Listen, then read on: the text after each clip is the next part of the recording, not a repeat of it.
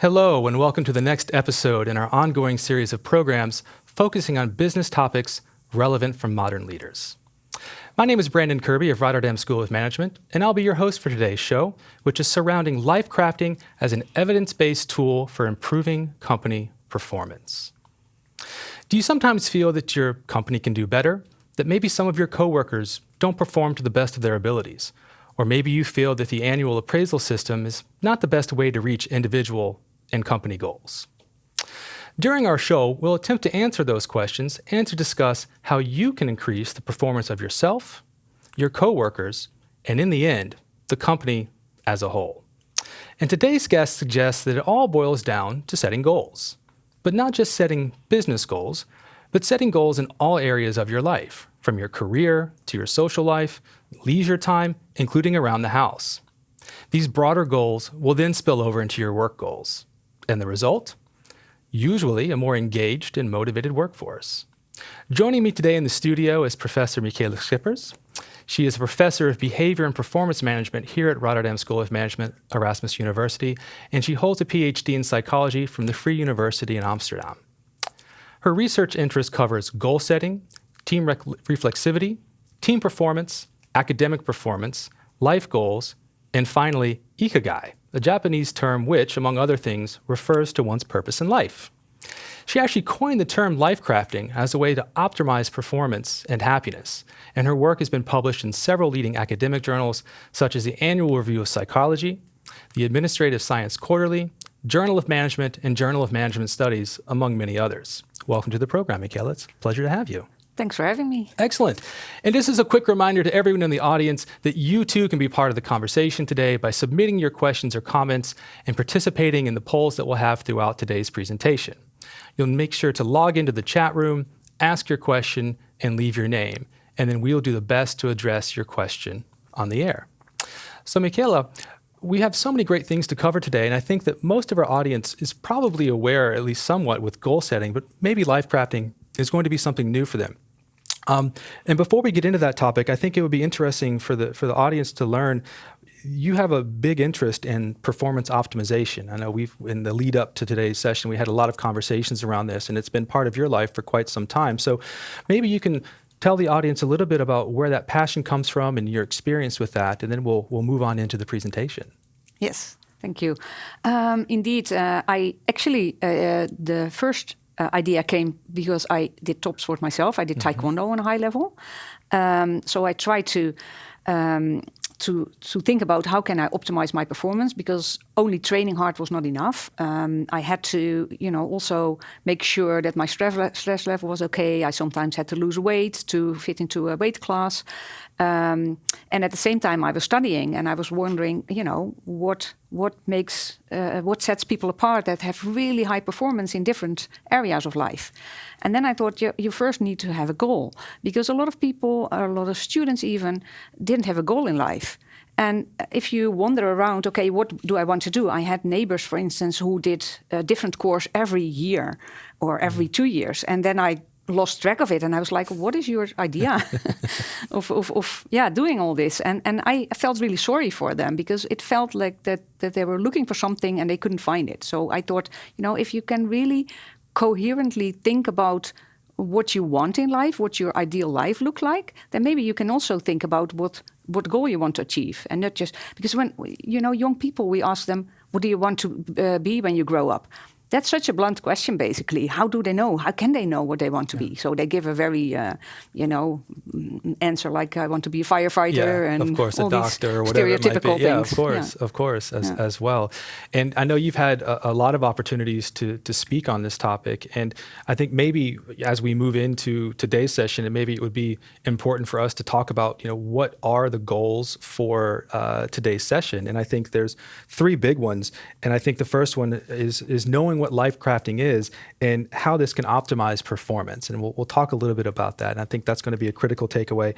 Also, it's one thing to apply this on the individual level, but to also be able to apply this to a company or an organization that someone works with. So to be able to expand that, I think, is another thing that we wanted to talk about. And then I think the third thing is how can you develop an interest in becoming a life practitioner for yourself, because it is, and we talked about how often you do this as well for yourself, which I think you said it takes, obviously sometimes it's an investment of time, but we'll talk about that maybe later about how you approach it. I think that might be interesting for the audience. I think before we get into talking about goal setting and life crafting in general, I think it might be important for us to talk a little bit about behavior and performance management. And I think that, how can we increase performance, and maybe what are some of those enabling factors that people should be thinking about if they want to enhance or increase performance management and the behaviors associated with that? Mm-hmm. Yeah, that's a good one. I think the first thing is that people need to find their passion, their values and passion. So there's 3 P's actually. You have to find, okay, what is it in life that I want? So you have to think about that, because I know people who do a job and they do it pretty well, but there's so much more in them. So what my lifetime passion is to find value in people and let them shine, these diamonds come out of people. And then you see, for instance, we've done it with students for the last 11 years. I think more than 15,000 students have participated. And so what we saw in some students, that literally, if I present it, the light goes on. Their eyes start to shine, and they are like, "Oh, this is so cool! I really want to write about who I want to be. I can think about what I want to be, not my parents, not my people in my surrounding, my friends. No, it's me who can decide and is at the steering wheel of my life. So what do I want?" And then they start writing about this, and then they find out.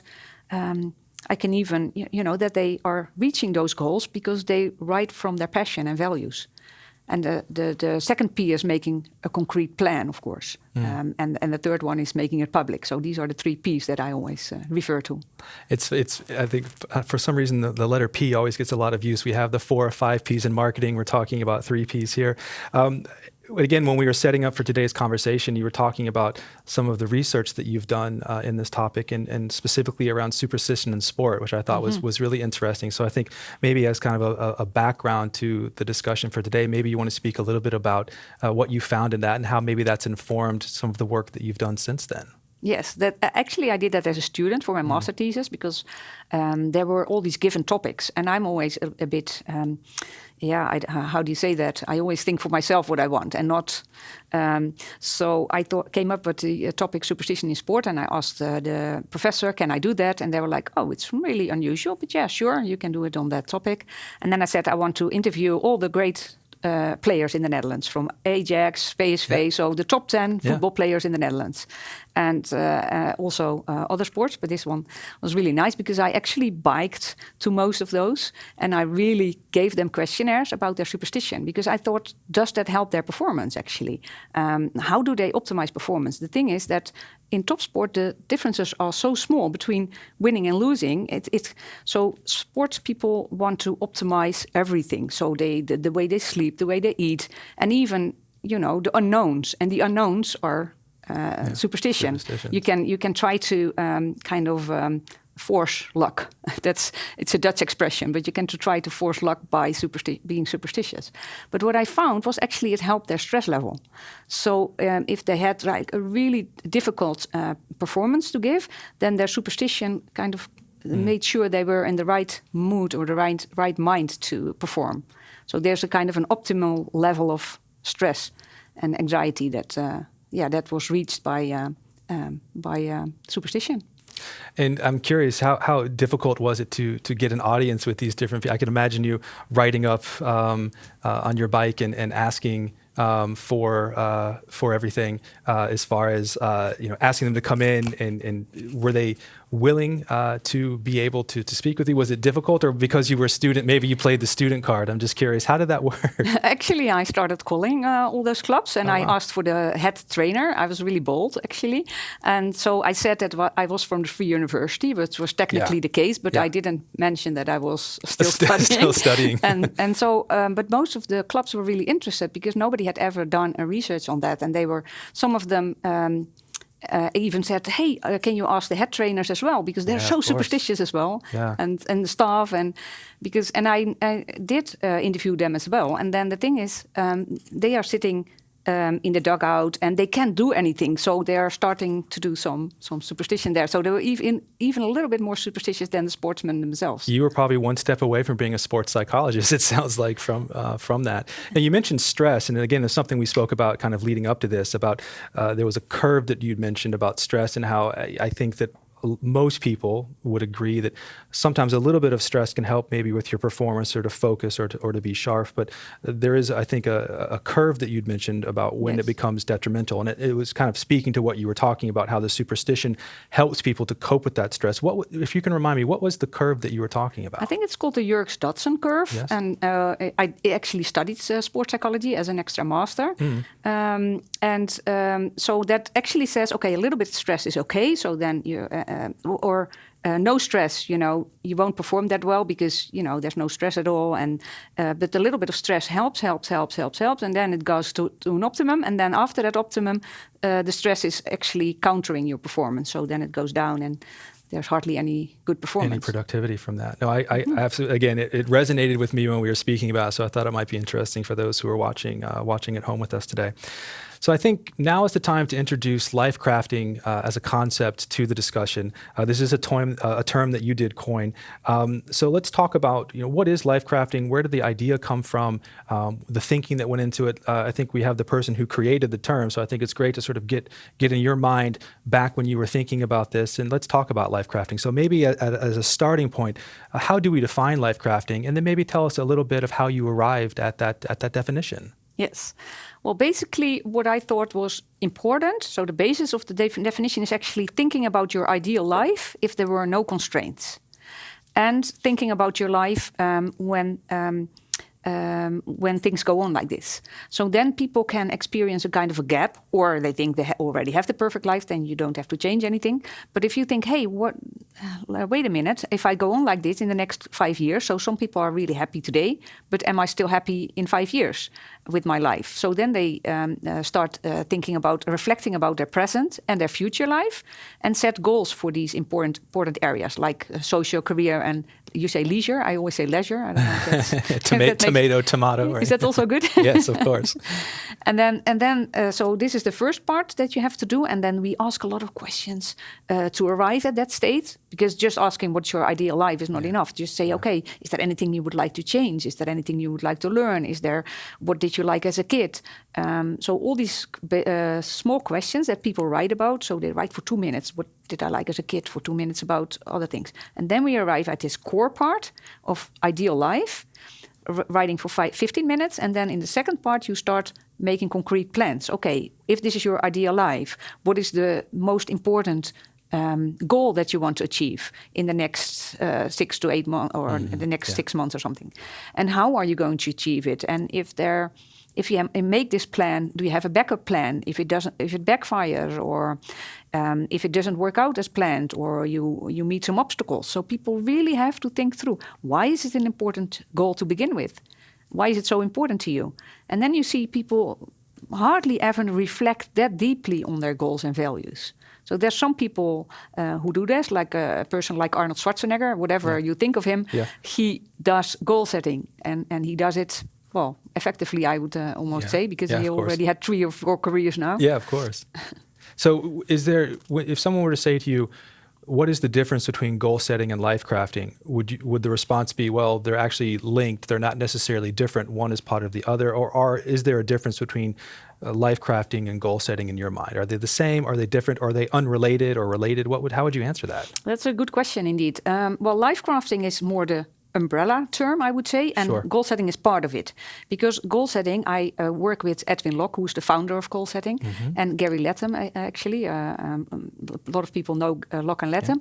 But the thing is, when they started, they had for instance, they went to a company and they said, hey, do you experience a problem here? Yes, we have all these trucks that need to be loaded and the locks need to go on, and it's only 60% loaded, and that's a loss for the company. So we wanted to go up this statistic, so maybe to 80, 90%. And that's actually what they achieved. They're making a competition out of it, and let the truck drivers set goals. But this is very I would say, narrow. And that's also what Edwin Locke said. He was so happy that life crafting was setting goal for all areas of life. But not only goal setting, it starts with this passion, which is not part of the general, the SMART goals. People know timely and et cetera, et cetera. But it's, that's a bit boring to me. And it's a boring part, even, I think, to do that. But it's necessary. But first, you need to go to this values and passion. And when I was reading about the concept and really looking behind it, it was interesting to me about taking a holistic view of who you are as a person, because of course our professional life is one part of who we are, right? Yeah. So it might be that you're a working professional, you're also a mother or a father, you're a brother or sister, you're a colleague, you're a lot of different things to a lot of different people, and of course that you want to weave that tapestry together to sort of propel you forward. And so I really like that. Did you have kind of an aha moment when, was it one of those, you were toiling away late at night and it just sort of struck you as far as life crafting, this is really where it is? Or was it a long sort of evolution? How did that sort of idea, how did it germinate? How did it come to be? Well, that's a good question as well. I was thinking, actually at that time I was working on team reflexivity, and that's the extent to which teams try to optimize their performance by reflecting on their work. And that was really nice research. But then in my school, I had 800 first-year students, and I was giving the first course, organizational behavior.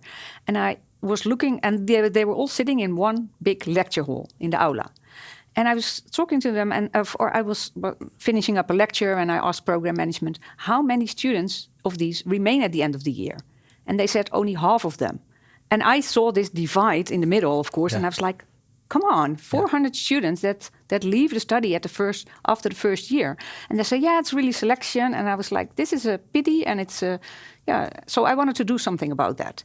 And then the university started what they called nominal is normal. So all the students had to get all the credits after the first year, instead of only 2/3 of the credits. Yes. And at our school, which was a really huge, the Rotterdam School of Management is a really huge school. Yeah, of course. I thought, how are they going to do that? You can try to make smaller groups, but then still. So I found an article actually that mentioned and that wrote about goal setting as a way to increase study performance. So I wrote to program management. So this was the fastest reaction I ever got from them. They were like, can you please do that? And so it was very timely, actually. And then I wrote the authors of the paper. And I said, hey, I want to implement it at RSM. So at first we implemented that version. And later on, I started to make a very RSM-based version. For a plan. I think it's great it came out of that observation and that, people-centric about how can we not only give people access to education, but ensure that they're able to continue that education, because we are here about force of positive change and having a positive societal impact. And so the more people that we can educate and send out into the world, it's better. And so I think it's cool that that's sort of how the idea came from. And I guess it leads up to a question I would argue is a rhetorical question, only because we probably wouldn't be here if the answer was no. But of course, does life crafting increase performance? So how would you, without being too specific yet, because we have a poll question on that in a moment, but maybe in general you can talk about is life crafting, does it increase performance? Yes, it does, yeah. Not for everyone and not to the same extent, but it does for a lot of people. As I said, I've seen also the light go on by people, but I also, after that first year that we implemented it in our school, after the first trimester even, I got like emails like, our students are doing better, how come? And then everybody started to make up explanations. And I said, well, we did goal setting, right? So at the end of the year, I really started to analyze the data and try to compare it to the 3 years before. And we saw indeed an increase in study success at our students. I think it's great. We'll go deeper on that in a little bit. And I think that what's interesting to me is let's talk about the act of, goal setting. There's the areas that you ask participants to consider. We have them here on screen on the left. and the lens in which you ask them to look through. How did you come up with we have 4 on screen here. It's career, social life, leisure time, whichever way we want to go, and around the house, so the household, and then also thinking it from the lens of yourself, coworkers, and companies. How did you determine these sort of areas that you really wanted people to focus on? Because there's a lot of places you could have asked them to focus on, but these are the ones that we really want them to look at. Mm-hmm. How did these come to be? And then maybe how do they translate that across to the 3 different areas with being yourself, coworker, and company? I think these are the biggest one. Of course, you can add a little bit, but if you look at career, then usually it is about finances as well. Your social life is really important, so people sometimes don't really realize how important it is and how much they can do themselves. So, for instance, people don't really think about are the friends the right friends for me as a person? Are they still? I know from psychology a lot of research that says that some people are good for you and lift you up, and some people don't, or there's a lot of ambiguity. Yeah. So you can even think about that, or family members you want to see more or less often, even. And I tend to think about that myself. And in your leisure time, there's a lot of time that you have.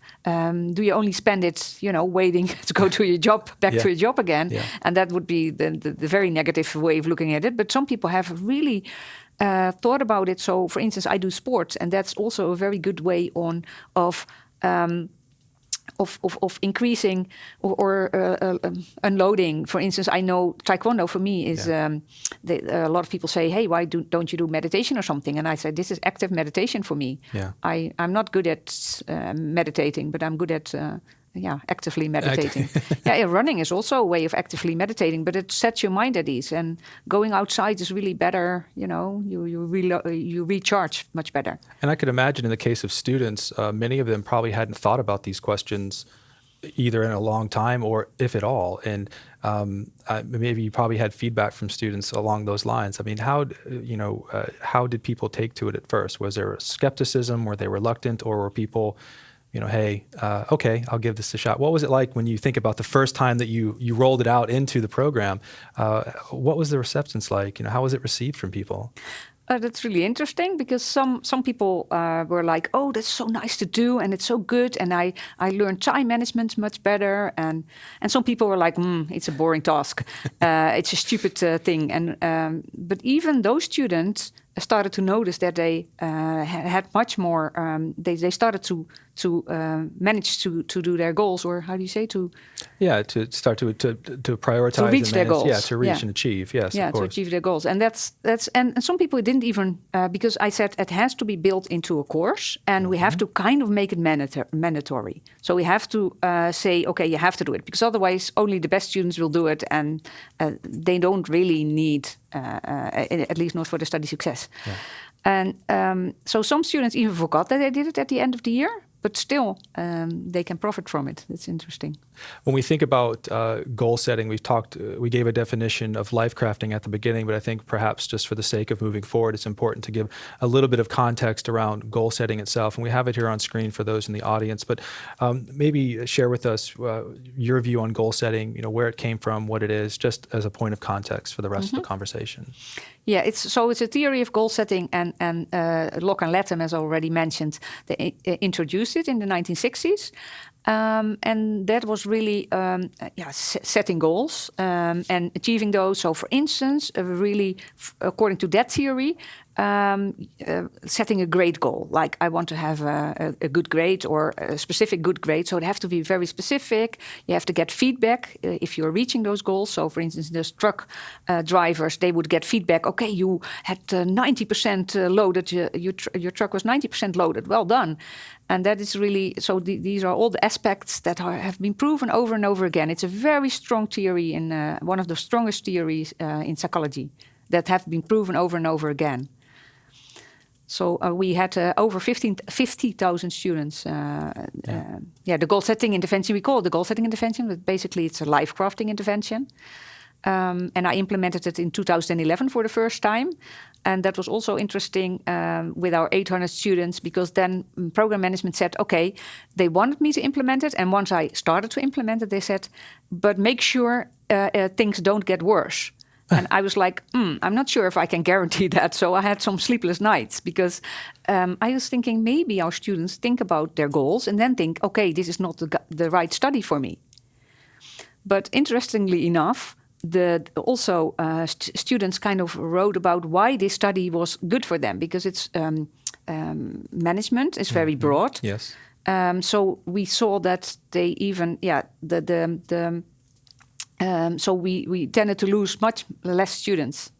And I could imagine more committed to the study. Of course, and as a company, I could also see them saying the same thing. I think we also sort of see this with some organizations around surveying employees. Some companies really like to survey their employees to get a good barometer of how things are. But then some people are reluctant. Oh, we don't want to raise any of those negative things that are out there. So I could imagine that maybe even some companies might say, well, if we go through this with our staff or our employees, there will be some who, find renewed purpose, but then there also might be some who, maybe I don't want to be a financial advisor anymore, or whatever it might be. And I don't think that's necessarily a bad thing either, because you want engaged students, no different than you want engaged employees. Right. So if it helps someone to discover themselves and what makes them happy, what's worse, having someone who's not happy in their role or as a student, or someone who knows where they are? So I think it's an interesting point that you raise. Yes. In that regard. Definitely. And I think also it has, in companies, they might have to think about a different way of organizing, because do you want your employees to set goals for themselves, or does the company set goals? And we know from research that if employees set goals for themselves, they do better than when the company sets the goals for them. So you could say, okay, let's do that in a synergetic way. Of course, it's not either or.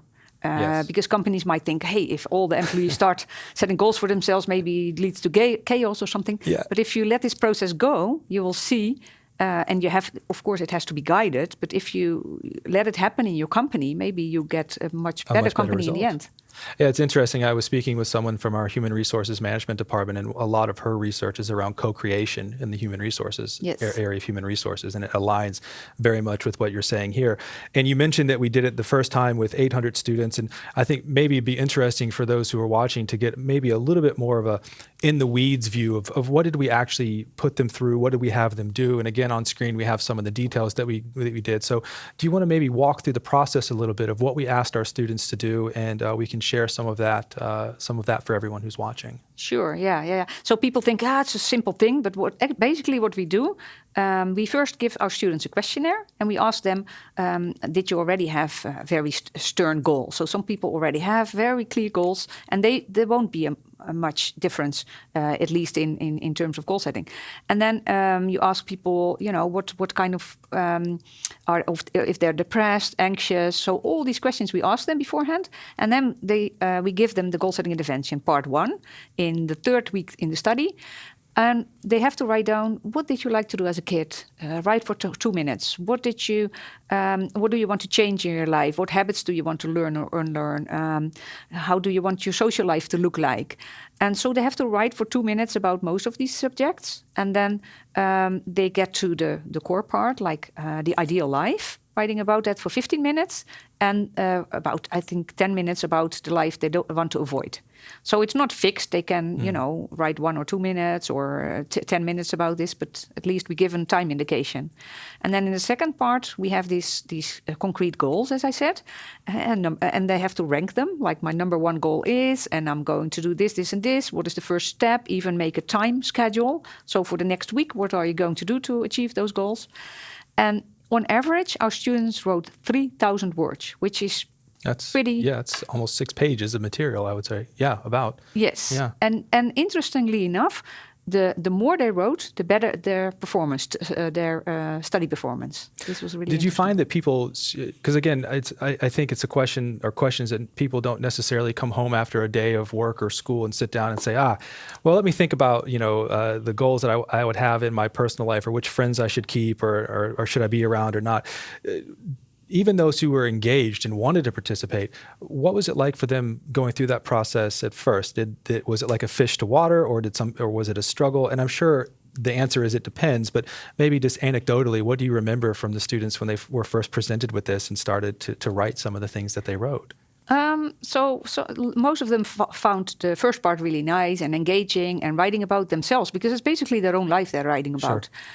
Some of them think it's boring. It's a boring task, but that's That's the way it is. And then the second part they found a little bit more boring because for each goal we asked the same questions. Why is it important goal to you? Why is it this, and this? So they really have to reflect. And some people really have problems in, okay, this is the first time in my life that I reflect in such a guided and thoughtful manner. But I think, most students were okay with it. But I didn't really ask a lot of them because there were 800. Yeah, of course. I did try it on myself, though, before I gave it to them. I always try everything out myself. And so I found the first part really nice. And I thought, I already had my goals quite well. But what I thought was really important, because I knew what goals I had already, but writing for each goal the way to achieve them, that was for me important. For instance, I wanted to become a professor at that time. I wasn't a full professor yet. And I wrote about how I was going to achieve it. And at that time, I was doing everything myself. In the paper, I did the analysis, I did the writing, I did...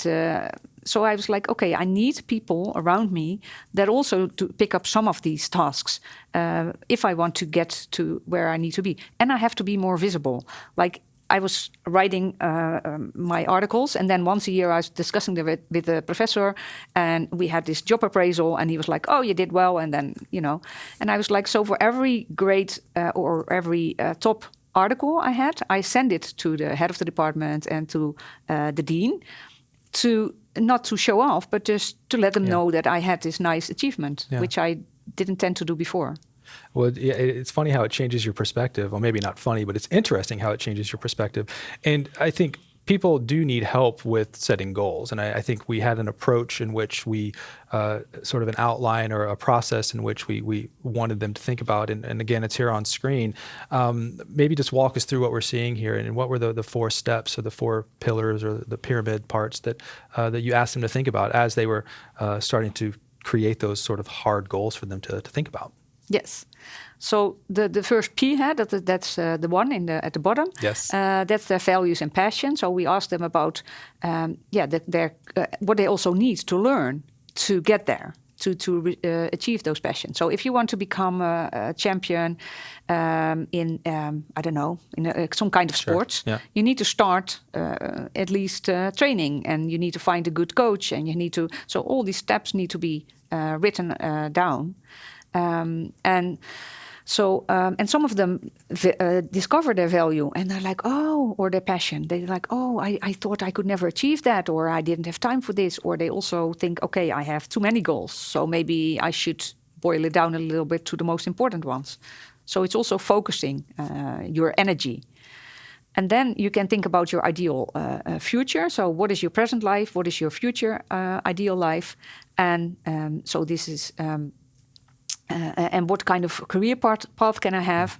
And the ideal versus the less ideal one, which might be now. You can also write about the least ideal one. I chose not to do that because I think it's better for most people, at least when they're...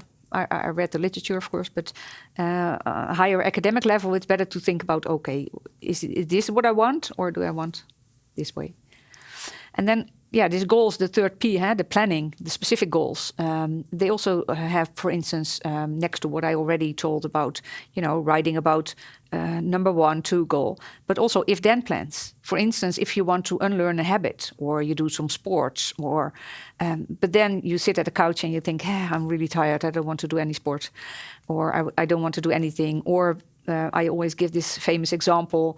The day before the exam, you want to have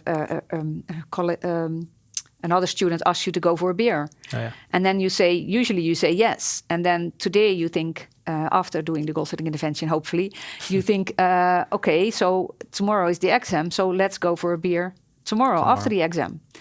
And so these are very tiny steps, but all these tiny steps together can make sure you get into this upward spiral. You don't need big steps from, going sober all overnight or something. What we really found was interesting is that it didn't matter what kind of goals they set. If they set goals for sports, if they set goals for their study, a lot of them also set study goals. But for any other goal, wanting to make the world a better place, it didn't matter for study success. Let's put it that way. Interesting. And then the last P.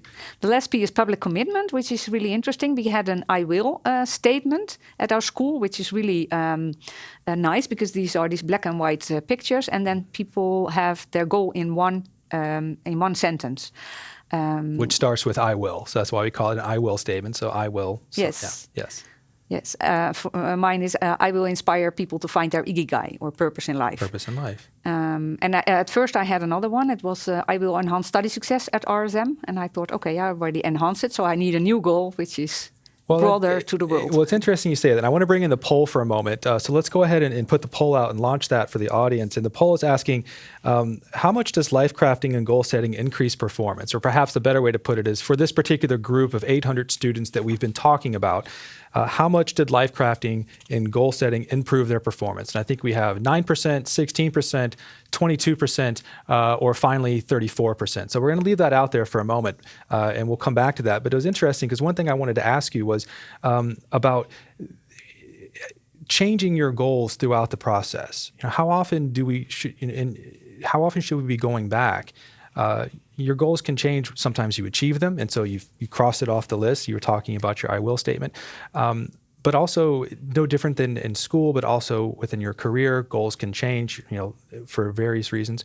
So how should we be approaching that? I mean, how often should we be maybe going back and checking in on, do these goals still make sense? Have I achieved them? Do I need to adjust them?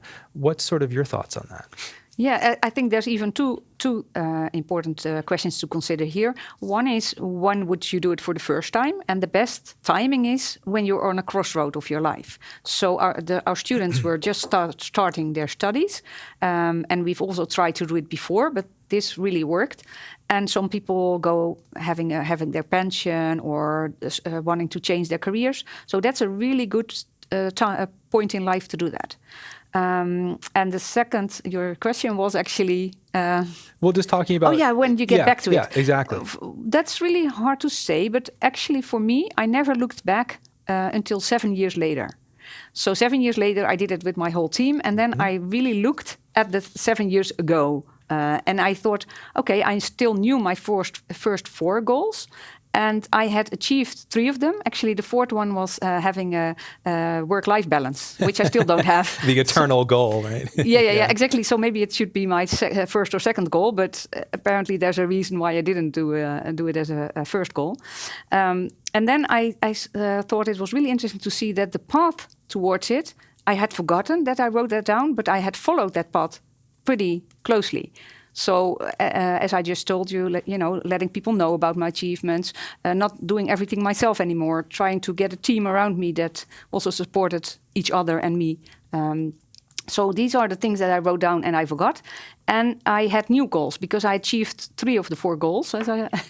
So becoming a professor. The second one was having a kid, which of course I can't influence 100% myself, but I was very lucky that it happened. And the third one also didn't happen yet. World Championship Taekwondo. Working on that at the veterans. Yes, I did come close at one point in time. Third. I was third. That's something else you can watch her for. I'm sure there's some YouTube videos of you. Actually, there aren't, because I never had somebody filming it for me, because I come from a family where I didn't have any support, so nobody ever cheered on me. And so well, we'll find some people from the audience, and we'll come out to your next match, and we'll make sure you have a little cheering section holding up signs to make sure. Before we bring in we have the answers to the poll here. Maybe this is another follow-up question. You mentioned thinking about what you wrote, and you said some of the students had forgotten what they had written at the beginning of the year, which is understandable. A lot happens in a year in a student's life and in our own lives. How frequently should we be going back and sort of looking at not necessarily the goals, although that's important, but what you wrote? Because I think that's also probably a snapshot of who you are at that moment in time, right? Mm-hmm. Maybe you, on the way in, you missed the tram to school, or someone knocked you off your bike if you're here in the Netherlands, or maybe at work you got a nasty email that really just puts you in a different frame of mind.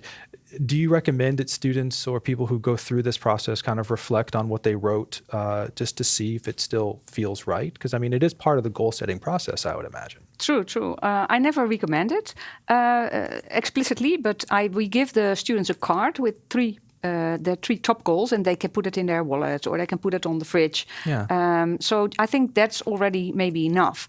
And even when you feel the urge to it, because I'm really hesitant to give people, okay, you have to look like 3 months or a year or maybe even within 4 years. But even without that, we see after 4 years, our students still do better.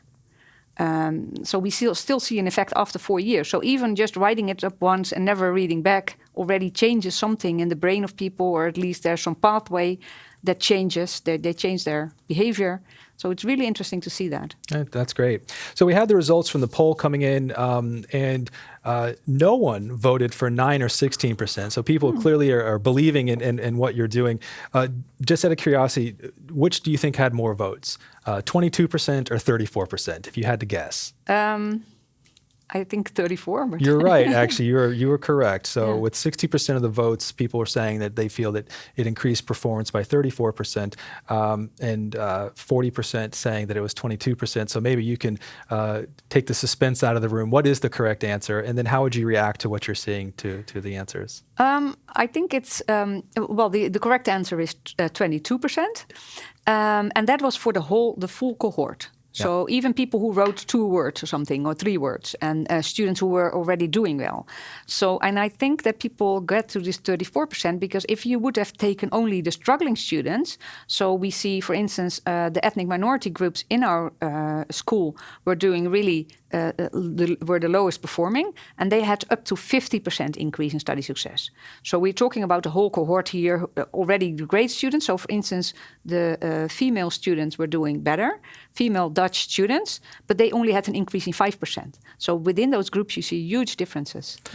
And I thought, again, when we were speaking about this, I thought that was really fascinating. And we also talked a little bit about closing with gender gap and ethnicity gaps. And I thought that was really powerful to me. And maybe we can talk a little bit about that. And we'll talk about the percentage increases in a moment.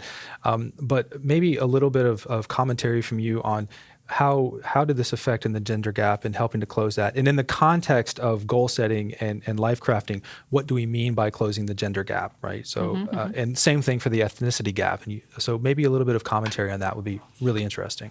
Yeah, the gender gap is basically a gender performance gap. Since the 1980s, all over the world, you see the trend that women are doing better than men. And so this gender gap is the difference between men and women. And the ethnicity gap is, the ethnic minority groups are doing less well in our school. And that also has to do because they're often first-time students. A lot of them have to do a lot of at home. For instance, female ethnic minority students often have to help out at home. And so there's all kinds of circumstances why they do a little bit less well. And we know that, but it also helped closing these gaps. That's what I'm saying, but I'm not saying how much. Which will Yes. I'll move us to the next slide here. And I mean, these numbers are really striking. I think that, so what we're saying that in the case of the gender gap, that it closed, 98%. And we were joking around about significance, what's, in the scientific terminology, what does significance means versus just the in general. And I mean, this is pretty significant. Yes. And the same thing even with the ethnicity gap. I mean, we're talking, it looked like, if I'm reading it correctly, first year, 40%, second year, up to 93%. Yes. What's behind this? Is it again, having people to really help think about and focus on who they are and what they want to do? And what do you think sort of helps lead to results like what we're seeing here on screen? Yeah, so without trying to generalize, Sure. you can say that women sometimes have the idea, okay, you have to do this. Okay, we have to do this. They go home and do it. But men sometimes need more context. Why do I need to do it? If they say, hey, this is what I want to reach. I want to have a big car. I want to make money. I want to have a nice life. I want to make the world a better place. So for all of that, I need my diploma. So then they have more context and they start to learn a little bit harder or to try a little bit harder. And the second explanation I have is also that they feel like they have much more influence themselves. And especially for the ethnicity gap, we know that in general, people or students from ethnic minority groups, their parents are a little bit more pushy in terms of status studies. So go study management, law, medicine. So So, and of course, and then they, with doing this intervention, they think, what do I want myself? And that is so important for driving.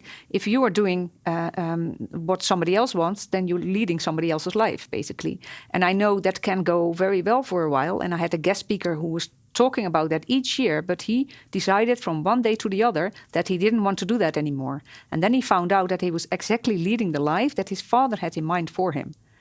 And he traced it back. Why that happened, and then he didn't know what he wanted to do. So he didn't know what he did not want to do, but he didn't know what he did want to do. So, yeah. And again, this is also about self-discovery, I think, and really forcing yourself. Well, some people forcing, others maybe not so much, but to reflect upon who you are and where you want to go. And I do think that it's something that we don't do as often as we like, especially in today's world. We're running around from place to place to place, that we don't give ourselves that space and sort of the approval, if you will, to sit and reflect. And so I think that really illustrates a lot of that. Now, in the context. Can I say one please, thing about of course, that? by all means. Basically, we have an action bias. We need to do something and show people that we are doing something. And that's what I found in reflexivity as well, in my teams. They had to show, okay, we have to do something. And doing reflection equals doing nothing for people, which is not the case, actually. Reflection is... I found research that even if teams reflected the first 5 minutes of a 45-minute task, then even they outperformed the teams that didn't reflect in those 45 minutes. And it was a fairly easy task. I wonder how that varies over cultures too, because I know there are some cultures that are very, chop, and when you go into meetings, and I'm not talking about having an agenda or not having an agenda. I'm just talking about the overall ethos of the meeting itself. And I can imagine that for some cultures, it might also be difficult to go in and reflection is also a little bit sometimes around vulnerability and thinking maybe not always in the business context, but especially when you're thinking about your past life and what you want to be doing. So I could imagine that it's easier for some versus others to be able to have that ability or that willingness to reflect. So I think it's a great point that you make. And in the context of students, I think if we have people in the audience who are watching not only for thinking about themselves of how they could be doing life crafting for themselves, but also maybe at the organizational level, I guess there will always be sort of a question of ROI, if you will, because it's a business. We're a business school, so at some point it does come down to ROI, whether that be financial or not. In the case of the students, there obviously was a positive impact for the school because you were able, in that instance where you had lost, we had 400 people that were no longer there, which is a loss of revenue, so on and so forth. But the benefits to a company, maybe just anecdotally, if we start to apply this towards maybe the business context. What do we see as maybe being some of the benefits for a company to start to implement this at any scale? And we'll talk about scalability in a moment, to implement this within their organizations. What are some benefits or maybe also what are some things they should be aware of, some challenges or barriers they might want to think about? I think first is, I would also say employee well-being. So maybe that's a bit softer than the harder ROI. I think both are positive, but if you want engaged employees that, and as I said, employees that set goals for themselves work generally harder than people who have, how do you say, the company sets goal for them. Yeah. And so, and at the same time, we saw that there was extra income for the school. And I don't know if you wanted to make a poll question out of that, but we saw a significant increase in the income for the school as well. I could ask people to put it in the chat how much money they thought we made. We'll see what comes through, but yeah. In these 800, I think the ROI is really positive in that sense. And as far as scalability, I mean, you mentioned now that we've had, I think, 50,000 a lot of students have gone through and participated in this. 50,000, yeah. Yeah, and we talked about scalability because I think, again, if you're thinking at an organizational level, it's one thing for a company of, say, 100 people versus a company of 300,000 people. You thought about scalability during this, and I'll put on screen how we did that. And maybe you want to talk a little bit about the solution that we've used or are using is the chatbot, and I have it here on screen. So maybe just share a little bit about the thinking behind it, where it came from, anything you think would be interesting for the audience to share. Mm-hmm. Yeah, so what we do is we send a link to our students and they do this online. And it's 3,000 words. But I've been thinking about, okay, what if we want to bring it to the world? Because now we are sending out these links and they have to, fill out the questionnaires. We send another link and it's good and it's online and it's still relatively scalable with 50,000 students. It's not one-on-one talking about your goals, which I actually think is really good because I always recommend that the schools that we work with, like we use the University of Amsterdam and all these schools are also implementing it. And I also recommend that we also have one-on-one talks with the mentoring students about their goals as an extra. But I thought, okay, if we want to make this really big, we need, for instance, a chatbot, and it's more interactive. It's less boring. So if you write down, okay, this is my goal. So why is this an important goal for you? Can you elaborate on it? Because some students write 2 words, and we know more is better. Yeah. So I thought, so we developed a chatbot in our school as a very cost-effective tool. And I also think the new generation, because we asked our students, what do you think about this? And the students were very happy. Then we asked our study advisors and the teachers, what do you think about developing a chatbot? And they were like, yeah, they're seeing problems. So maybe it's, if a student is really in a bad state and they feel like, they really need psychological help. But that's what we all built in. But the students were like, oh, great, we really want to use this chatbot. And so we've started doing that with our students. And we found that it improved their psychological well-being. It's not a great chatbot yet, but we said it's a pilot. Yeah. It improved their psychological well-being, their perseverance, their purpose in life. And their study skills. So it really was really nice to see how much it helped them already. And during Corona times, by the way. As well. And I think that there were some areas of personalization, and we have it here on screen. I don't know if there's anything that you haven't already brought up that you'd like to point out here. And I think maybe actually the interesting one for me is the upper left one, because it goes back to stress. And I think having that resource, even if it is a chatbot, I'm guessing that's something that really provided people just a digital shoulder to cry on, perhaps, or someplace to help offload some of those thoughts. True. And we had some interviews with students, and they said there was even one student who said, I felt like committing suicide. So that was a really bad state. And then always we refer to help. And of course, we couldn't do more than that because, it was 1,500 students that we started with. But he sought help, and he is now studying in France. And so we got this. We were so happy, even if it saves one person's life, that's already great. And I think it shows caring that that you're even asking, right? Mm-hmm. I think that you want to understand and you want to help people think through. But there is, again, asking the question, I think is a great first step, and for helping people to realize that they're not alone. And when we get into that sort of thing. What would you say if to someone sitting out here in the audience, as we sort of come to the home stretch of today's show, maybe some practical tips of if someone says, hey, you know what, I like what I'm seeing here. I think it's something that's really interesting. I'd like to try this myself. What are some practical tips you would give someone to go through an exercise such as this, or to start thinking about it? Are there any practical tips, maybe from your own personal experience? And how often do you do this? This is, you've mentioned that you've crossed some goals off the list. You've added some. So maybe some practical tips or things to think about. But then also, how often do you sort of take yourself through this process? So I can answer that. But did we have to go back to the question yet? We asked the poll question. Yes. Or are we not getting back? We're good. We're good on that. But we actually do have another question coming in. So I'll give you the option to answer that, and then we'll bring in the question from the audience. Go ahead. So, I did it, as I said, twice in 7 years. But I also have other positive psychology interventions that I work with. For instance, with gratefulness. So a gratefulness letter, I devised one. And it's already an existing intervention that I took and then rewrote myself.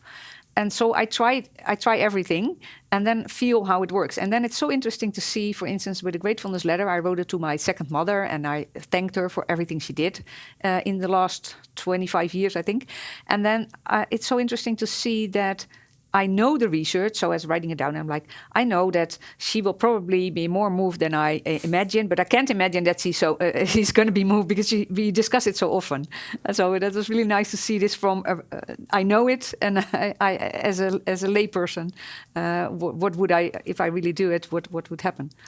So what would I actually? I would say, okay, start doing it as soon as possible, and go through it and see how it works for you. Because some people think, yeah, this is such a trick or psychological trick to do. Yeah. But psychological tricks work, and not for everyone, and not at the same extent. But if it doesn't work, there's no real harm done, because it's kind of if it doesn't work, it doesn't harm either. Correct. So and some will work, and I have the conviction that people know what they need, that they can know what they need if they have the connection to themselves. So some people lose total connection with themselves or with their ideas or feelings. But I have made this ikigaitv.nl, and I have listed 5 positive psychology interventions, including a very brief life crafting challenge. And so you can just try it out if it is something for you. And I would start today, actually. Well, that's great. Actually, it's funny you mentioned Ikigai, because the question is asking, do Ikigai Blue Zone communities have personal coaches to help people develop their Ikigai? Yes. So how would you respond to that? It's great. I like the Blue Zones. Actually, I'm going to visit one, and I'm going to see if we can offer a retreat there. I'm going to Sardinia in 30th of June. So I'm mixing my vacation with work, actually. And the idea, I think it's good, and a one-on-one is great. But I think, if you want to scale it, you can't give the half of the world population a coach. That would be the other half of the population or something. So, and actually, if you see, the mental problems are at the rise. If you look at Australia, mental health problems in a young age group, 18 to 34 or 35 years, is now the number 1 problem in terms of health. And then they are lumping together all health problems.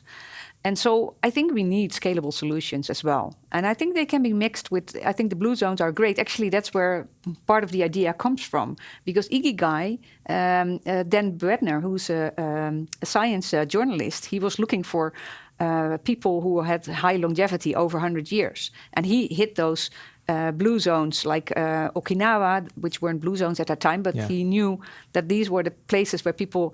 And one of the things he found was really important in longevity is purpose in life and Ikigai.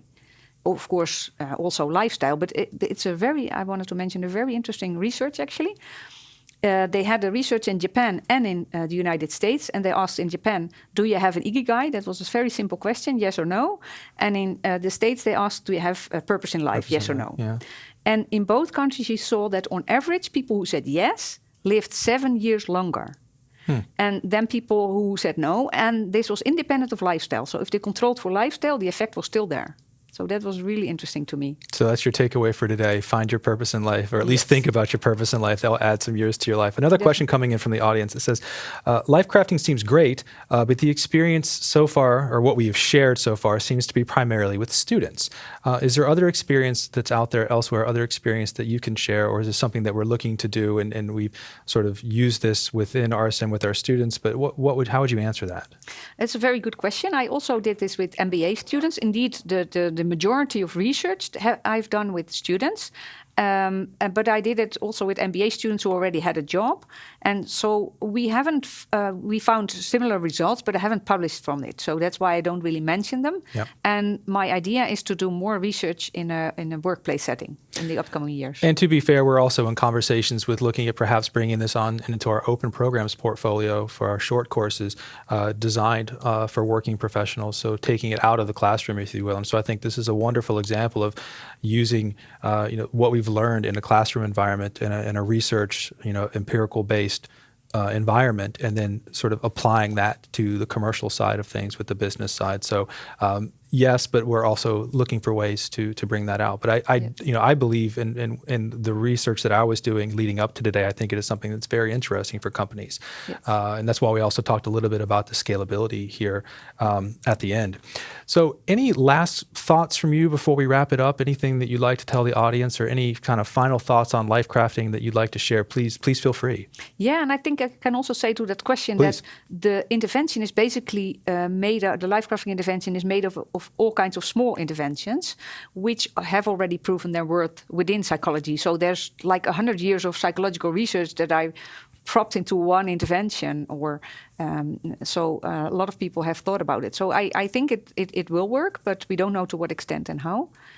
So that is important to realize. And indeed, it would be really nice to have like an executive education course on this, and people can become a life crafting practitioner themselves, because that is also a way of scaling it, that people know what it is and they bring it to the world themselves as well. And I'm sure whoever asked that question, if you're interested, I'm sure you wouldn't mind an email perhaps if it's something you might be looking at to try to pilot or trial within your own organization. So, Michaela, listen, thank you so much for taking time to be with us today and to talk more about this topic. I think it was really fascinating, and I really like the blending of psychology. Please, I'm sorry. Question. Yes, of course. I'm sorry, yes. So should I give the answer now? Yes, because I was keeping it. Yes, you can give the answer. And this is talking about the sort of the ROI impact, if you will, of having the more students staying in the program. And go ahead, you can put it out into the world. Yeah, so I calculated it and I thought, well, maybe 300,000-400,000 euros, but it turned out to be 2 million euros per cohort.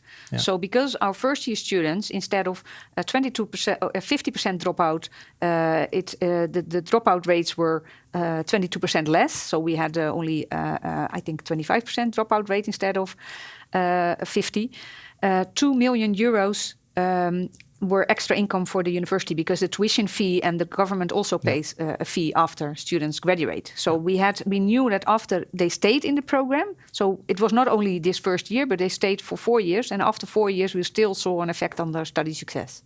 And I think how that translates to within a company as well, going back to the question, is if you think about especially what we're seeing post-COVID as far as people resigning and a lot of churn, being able to help individuals within your organization find their purpose as it relates, maybe in the career perspective, means that you should have more engaged people, and you might also identify those who maybe aren't as engaged, and then you can either work to bring that engagement up so it can reduce turnover, increase productivity. So I think that there's a lot of things that will really benefit from that in a very similar way. And I think that, like I said before, it was fantastic to have you on here. I think it was a wonderful topic, and one that I found really, really interesting in how it brings together psychology and something that's actionable. Because oftentimes when we think about things, it's great and it's up here, but okay, what does that mean? How does that translate? And I think to me that was something that was really fascinating. And I'd like to thank everyone for being with us today. And please be sure to visit rsm.nl to learn more about all of our degree and non-degree programs, which are designed to help you stay ahead of the curve in business management. Thank you so much for watching today. Michaela, thank you for being here as well. Enjoy your day no matter where you are in the world. And that's all for today. Thank you so much, and goodbye.